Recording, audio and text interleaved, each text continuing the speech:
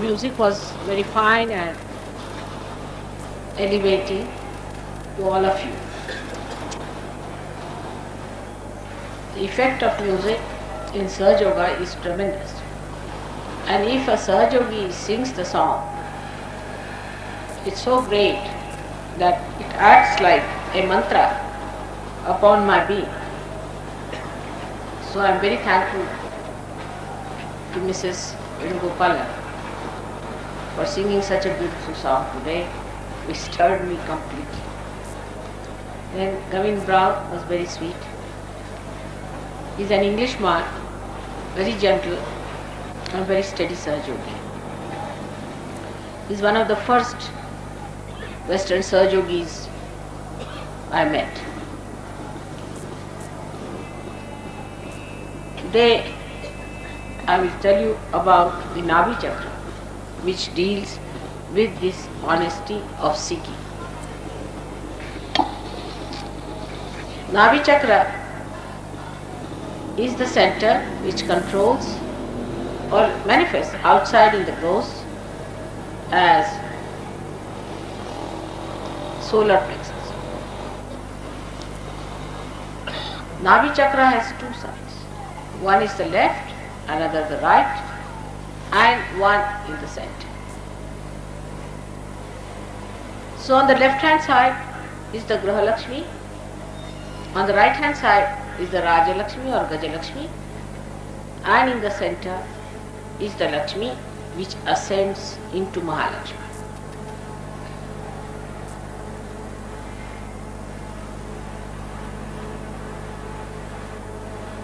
When the seeking starts,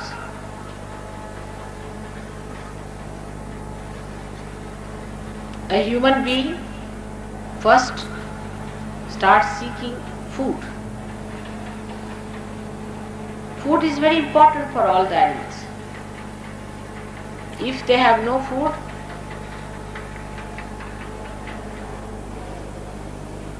then they cannot exist. So the seeking starts with food. And when the shelter is sought, they try to find the water.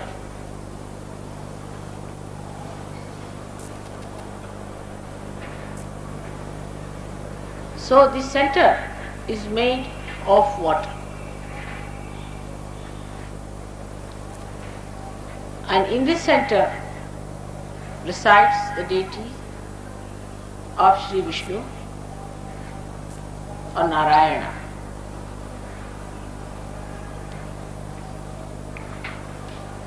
And his power,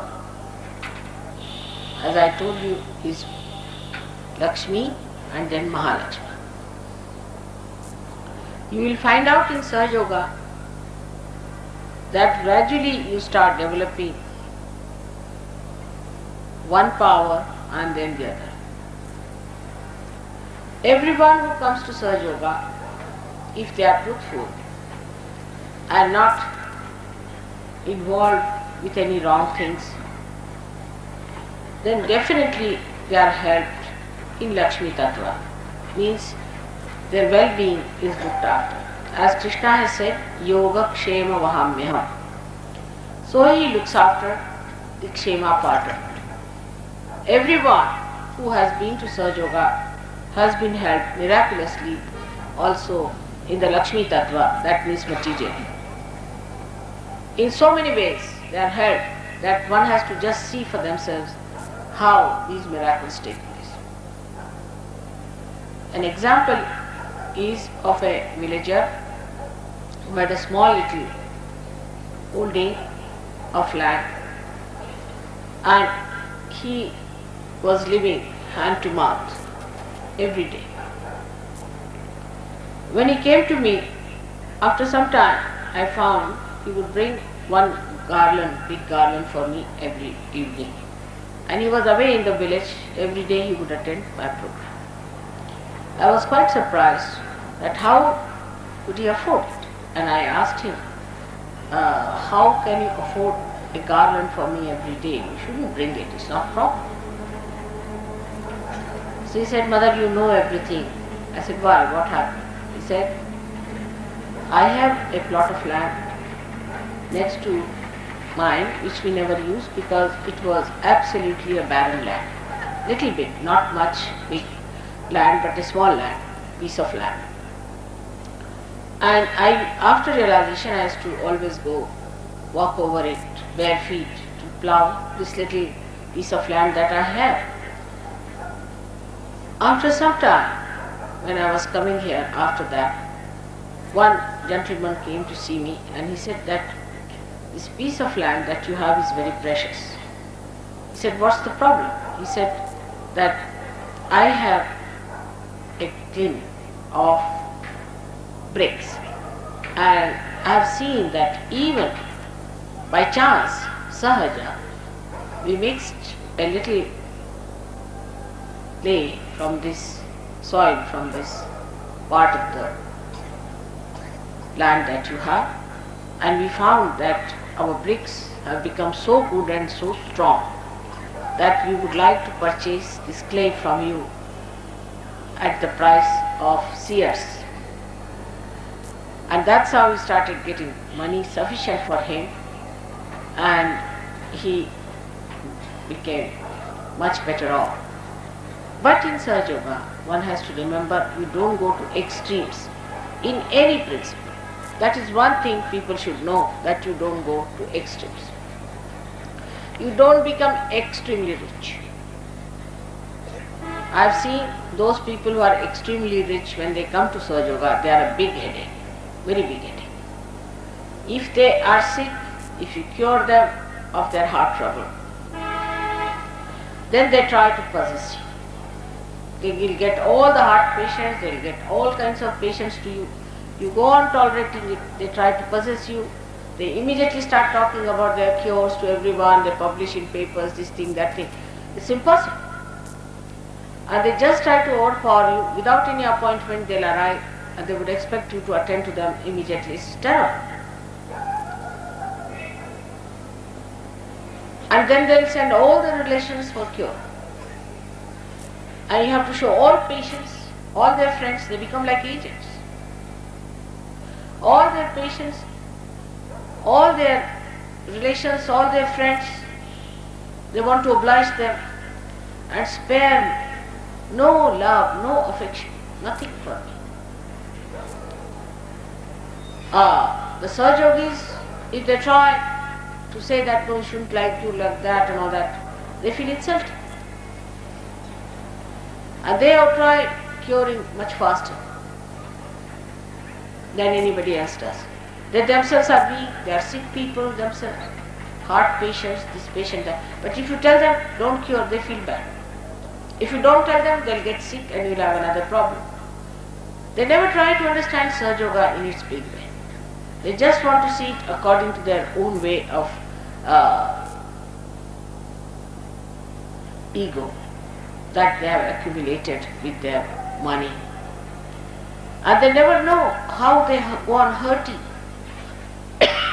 everyone by overpowering me all the time. It's very amazing. Whenever I've cured a rich man, I've been wanting to run away with from that person. I would never go to their house, I would not like to eat in their house. It's a very bad.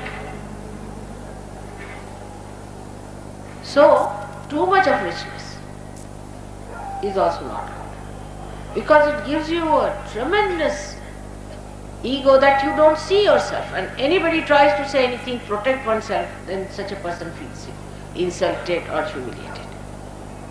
Not only that, but they try to mold me and mold the whole thing according to their business ways, which is impossible.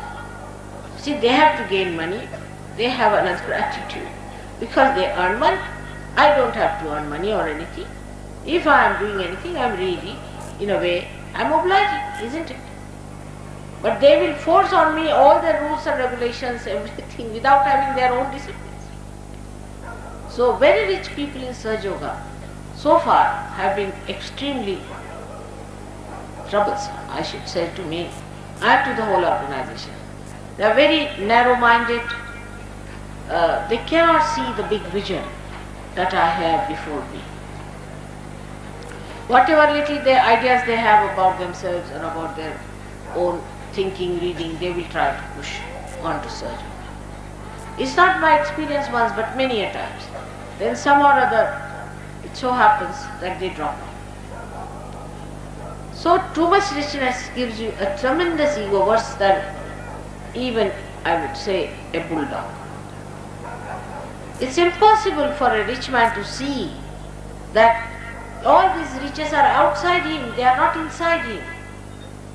He has to be rich in heart to understand compassion.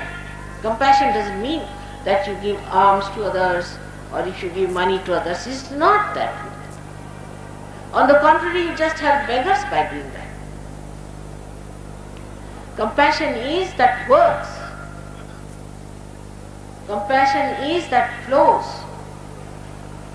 Compassion is that manifests. It is not in compassion where you can make it materialize it, all right, come along, I'll give you 100 rupees. On the contrary, giving somebody 100 rupees is the worst. I have tried this with some Sahaja Yogis who were with me.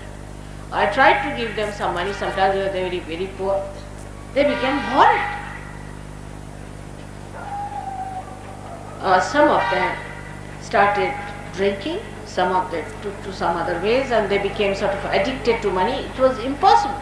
And they tried to spoil as many Sahaja Yogis as they could.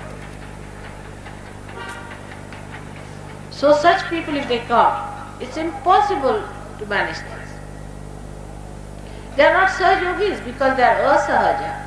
They are still sticking on to the idea that they have so much money, that they are so rich and they can overpower everyone with money. Not me. I am sorry. But only thing I feel sorry for them, that they cannot get to God. There is no honesty of seeking in them. There is no honesty of seeking.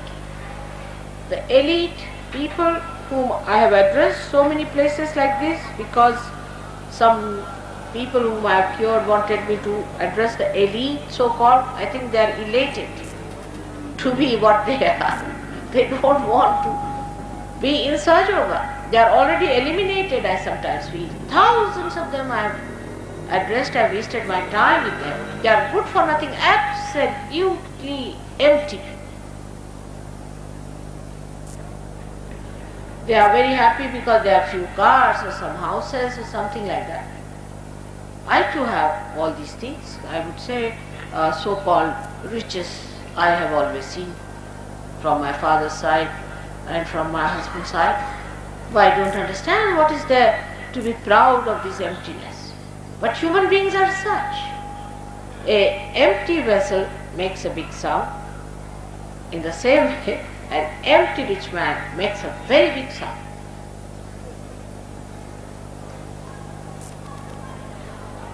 Not that the very poor are also good, because those who are extremely poor are busy with their food problems. They have little problems and their values are still have to come up to a point. It's only in the middle you can work out Sahaja Yoga better. Those who are extremely rich and proud cannot come to Sahaja Yoga easily. Those who are very poor also cannot come to Sahaja Yoga. But when this middle part of the river is enriched and starts flowing well, it splits on the sides and then it can engulf. But you cannot start it the other way round. I have tried both ways, and I have told you what happened. Whom I gave money, whom I tried to help through giving money, became wayward, useless, frivolous people, got lost to Sahaja Yoga, and those whom I thought were moneyed and satisfied people had another role to play, is to possess me all the time, to use me all the time whenever they wanted, for whatever purpose they wanted to use me. And they must know, you cannot possess me. You cannot possess me. But this kind of an ignorance still in their minds is that they can possess God, they can possess everything.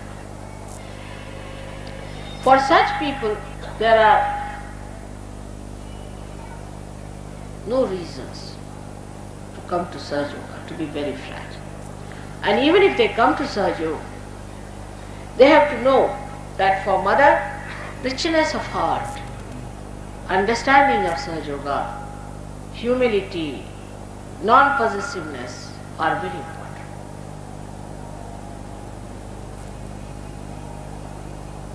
In this ascent of yours, money is not important at all. Even if you are poor or rich, you get your realization. For example, I went to Maharashtra. Most of them are, I would say, very poor people, in the sense that they are not middle class at all. They are not educated.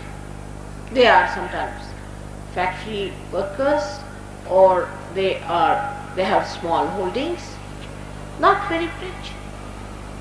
But they are very good surgeons, excellent surgeons.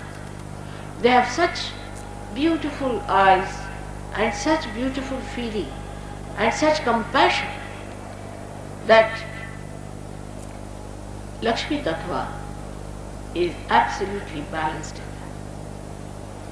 You know that Lakshmi is shown to be a lady, and lady who is a mother. Mother doesn't care whether you are rich or poor.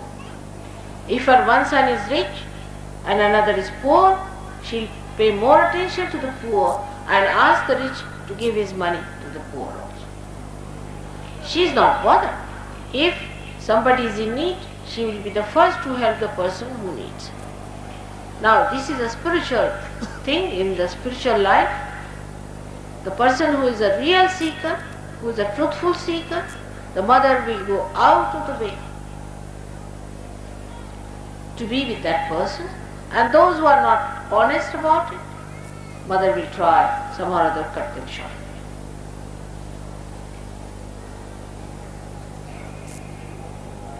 The problem that lies with human beings is that they do not know what they want. They think they want, first of all, money. But those who have money, they think they must have power. If they have too much money, they think they must go into politics because they have had no power. Then they fail in politics, or say they become too much in politics, whatever it is. Then they want love from their children, which they can't get because they are too busy or something like that. So they don't know what they want.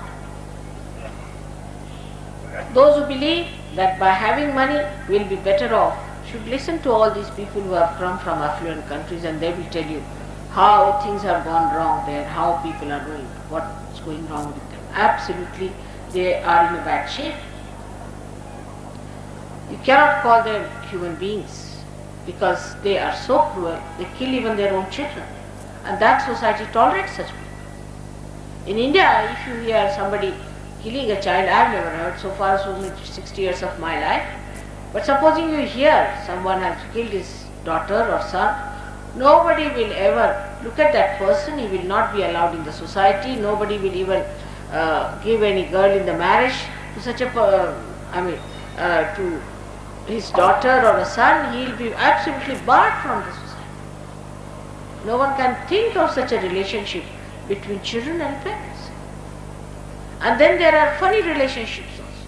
It's something so absurd on both the sides, on cruelty and on morality. They are so absurd. It's impossible to understand. So money has given this ego, and they say, what's wrong? What's wrong? It's absolutely malignant attitude. When you say what's wrong, that means you do not want to keep your relationship with the whole. You do not want to keep your relationship with the primordial one, the one who has you, everyone within himself. We are part and parcel of the whole. And how can we say, what's wrong? I'll do what I like. You just become like a malignant cell.